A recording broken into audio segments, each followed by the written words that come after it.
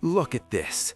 $50,000 sitting right there in my checking account. Perfectly safe, perfectly secure. Tell me I'm not a financial genius. I'm basically Warren Buffett, but with better hair.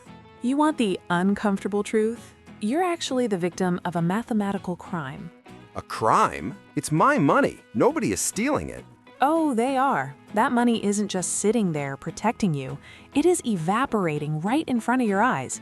There is an invisible tax shaving pennies off the value of every single dollar you own every single day. But I'm being responsible. I did exactly what society and my parents told me to do. I saved my money. And that is exactly why you are broke, or at least why you feel like you are. You think you are building a safety net, but you are actually building a trap. By the time we finish this conversation, I am going to show you why your massive emergency fund is actually your biggest financial liability. Wait, is she serious? Welcome to Nick and Alicia, the only channel where I get roasted for having money in the bank. I'm Nick, representing every normal guy who just wants to buy a nice car and be rich. And I'm Alicia. I use math and behavioral psychology to fix his terrible money habits. If you want real financial education and you want to learn how to build wealth, hit that subscribe button right now. Let's deconstruct the banking system that profits off your fear. Okay, fine. Prove it. How is my money evaporating? It's sitting in a vault. Because to understand this, you have to look at the math the banks hope you never figure out. Their entire business model depends on your ignorance regarding personal finance. Hey, I'm not ignorant. I check my balance every day. But do you check the inflation rate? The average bank pays a pitiful amount of interest, fractions of a percent. Meanwhile, inflation relentlessly drives up the cost of living. So if your bank pays you 0.5% and inflation is eating away at 3%, what happens? Wait, I'm losing 2.5%? Exactly. You aren't saving money at all. You are effectively paying a 2.5% annual fee just for the privilege of letting your cash sit there and rot. We call this the silent heist. The silent heist? So my 50 grand is dying? Let's run the numbers. If you leave that $50,000 in a standard account today, in 10 years, it will only have the purchasing power of $37,000. You just lost $13,000 without spending a single dime. That's sickening. Why does everyone fall for this? Am I just bad at math? No, you're not bad at math. Your biological programming is working against you. This is a huge part of money mindset. We've talked about the poverty brain before. If you grew up with financial instability, your primitive brain treats every expense as a threat. True. Seeing that big pile of cash acts like a tranquilizer for my anxiety. It tells me I have enough to survive the winter. Exactly. It triggers loss aversion. The pain of losing money is psychologically twice as intense as the pleasure of gaining it.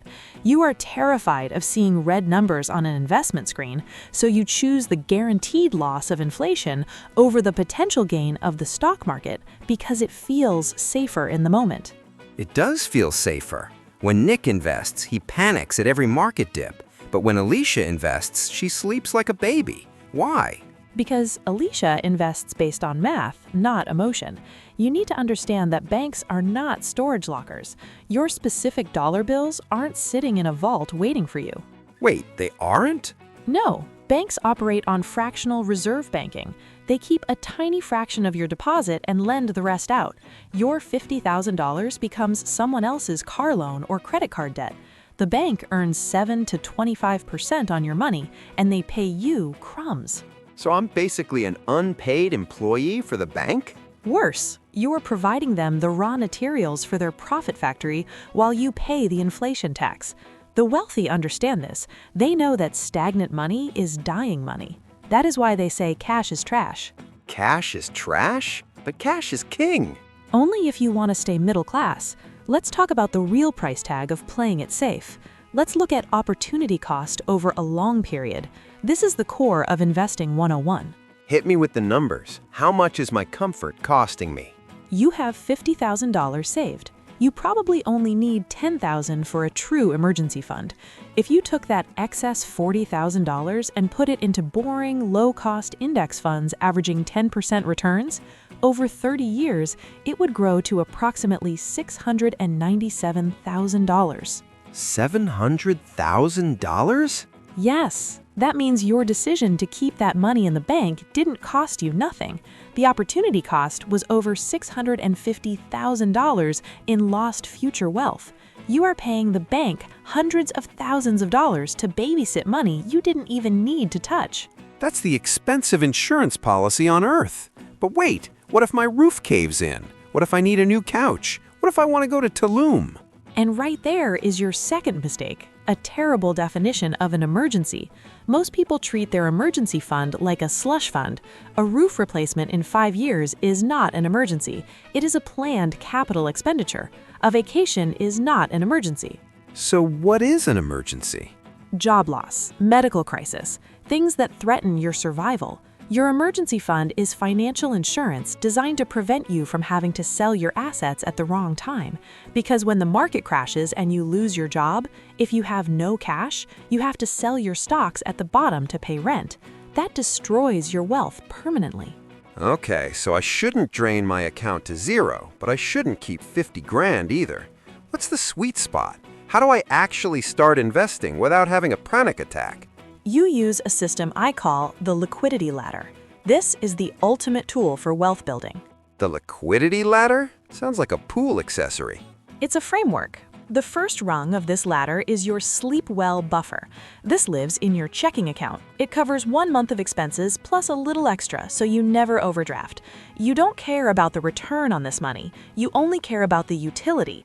It's the grease for the engine of your life. Okay, rung 1 is grease. Got it. What's rung 2? Rung 2 is your actual emergency fund, but this money does not sit in a traditional bank earning nothing. It sits in a high-yield savings account earning 4% or 5%. A high-yield savings account? Is that safe? Completely safe and FDIC insured. If you're single and rent, you need 3 months of essential expenses in there. If you have a family or a mortgage, aim for 6 months. But here is the critical part. Once that bucket is full, you must force yourself to stop saving money. You have to literally stop saving money. Stop saving money and do what?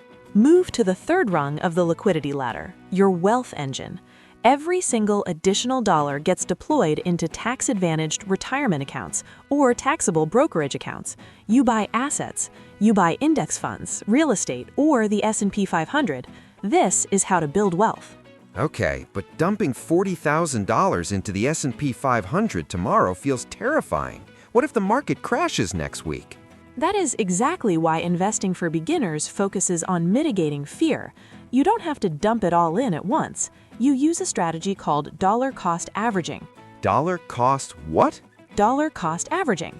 Take that excess $40,000, divide it into 6 chunks, and set up an automatic transfer to move 1 chunk into the market on the 1st of every month for the next 6 months. Oh, so I ease into the pool instead of doing a belly flop. Exactly. It removes the emotion from personal finance. It turns market volatility into a psychological advantage. If the market drops after your first contribution, you actually cheer, because next month your automatic transfer buys more shares at a discount. Lowering my average cost basis. Okay, that actually makes sense. But isn't the stock market just legalized gambling? That's what my uncle says. Your uncle is trapped in the poverty mindset. The stock market has historically returned about 10% annually. Inflation runs at 3%, so that gives you a 7% real return that triggers compound interest.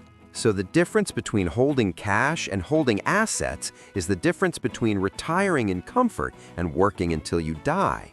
It's the ultimate showdown of saving versus investing. When you hoard cash, you're a consumer. When you buy stocks, you become an owner of the companies that drive the global economy. I want to be an owner. I want that financial freedom. I want passive income so I can sit on a beach.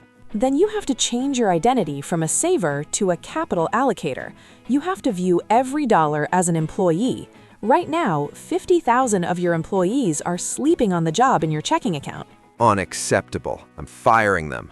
Don't fire them, reassign them. Move them to a department where they have to work, which is your investment portfolio. You need to calculate your monthly burn rate, multiply it by 6, and define your absolute cash cap. Any money above that number is lazy money. Lazy money that's losing value. Wow, the wealth-building mindset is totally different. But why do banks push savings accounts so hard? Why do they give me a free toaster to open an account? Because the banking industry spends billions on marketing to convince you that the safety trap is a good thing. They offer you a toaster because the lifetime value of your deposits is worth thousands of times more to them. They are arbitraging your fear against their knowledge of the financial system. They're playing me. I'm getting played for a toaster. Yes, you are. And it gets worse when you look at taxes. This is a massive piece of investing 101. Interest income from a regular bank or a high-yield savings account is taxed at your ordinary income tax rate. That is the highest tax rate you pay. Wait, so I'm getting terrible returns, losing to inflation, and paying the highest taxes? Correct, but capital gains from investments held for more than a year are taxed at a much lower rate. Moving money into investments improves your tax efficiency and accelerates your financial independence. This is insane. Why didn't they teach us this in school? Why is personal finance a secret? Because the system relies on consumers, not owners. It relies on people falling into the safety trap. The middle class feels like they are running faster and faster just to stay in the same place. It's because holding cash is like walking backwards on a treadmill. So what about saving for a house? I want to buy a house in 2 years. Should I put that down payment in the market? No, and this is the difference between saving for a goal and hoarding out of fear. If you need the money in less than 2 or 3 years, keep it safe in a high-yield savings account. You need the principal to be intact. But if you are hoarding money with no specific timeline just because it feels good, you are falling into the safety trap. So money needed soon belongs in cash. Money needed in 10 years belongs in the market. Exactly. Inflation isn't just the price of milk going up, it is the cost of your future freedom increasing. $1 million today might only have the purchasing power of $400,000 in 30 years. If you rely on cash, you are running a race designed to make you lose. Okay, I get it. The stability of my bank account is an illusion. The number stays the same, but the value drops. Spot on. In an investment account, the number might fluctuate wildly in the short term, but the purchasing power is growing over the long term. You have to train your brain to look past the volatility.